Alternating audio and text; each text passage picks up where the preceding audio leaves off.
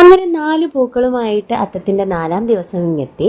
അപ്പോൾ ഇന്ന് നമ്മൾ ചാണകമൊക്കെ മെഴുകി പരമ്പരാഗതമായിട്ടുള്ള ആ ഒരു ചടങ്ങുകളും കാര്യങ്ങളൊക്കെ വെച്ചുകൊണ്ടാണ് നമ്മൾ ഇന്ന് അത്തം ഇടാൻ പോകുന്നത്. കുറച്ച് ചാണകം എടുത്തിട്ട് അത് ബോൾ പോലെയൊക്കെ ഉരുട്ടി അതിൻ്റെ സെൻറ്റർ ഭാഗത്തോട്ട് വെച്ച് കൊടുക്കുന്നുണ്ട്. എന്നിട്ട് ഞാനും അമ്പാടിയും കൂടെ പൂ പറിക്കാനായിട്ട് പോയി. പൂ പറിക്കൽ അവൻ്റെ പരിപാടിയാണ് കേട്ടോ. അങ്ങനെ അവൻ പൂക്കളൊക്കെ പറിച്ചെടുത്തു. പിന്നെ ഉയരത്തിൽ നിൽക്കുന്ന പൂ അവന് പറിക്കാൻ പറ്റത്തില്ലല്ലോ, അതുകൊണ്ട് ഞാനത് പറിച്ചെടുത്തു. പിന്നെ കുറച്ച് മഞ്ഞ അരുളിപ്പൂവും ചിലയിടങ്ങളിൽ കോളാമ്പി പൂവും എന്നൊക്കെ പറയും കേട്ടോ. അപ്പോൾ അതും തുളസി ഇലയും കൂടി പറിച്ചെടുത്തു. പിന്നെ ഈ കോളാമ്പി പൂവുണ്ടല്ലോ, അതാണ് ഈ ചാണകം ബോൾ പോലെ ഉരുട്ടി വെച്ചിരിക്കുന്നതിൻ്റെ സെൻറ്റർ ഭാഗത്തോട്ട് വെച്ച് കൊടുത്തത്. അതിന് ചുറ്റും തുളസി ഇലയും പിന്നെ അതിന് ചുറ്റുമായിട്ട് നമ്മൾ ക്ലാസ്സിൽ തെറ്റിയെന്നൊക്കെ പറയും, ചിലയിടങ്ങളിൽ ചവന്നാറി എന്നൊക്കെ പറയും കേട്ടോ. അപ്പോൾ ആ പൂവും വെച്ച് കൊടുത്തു.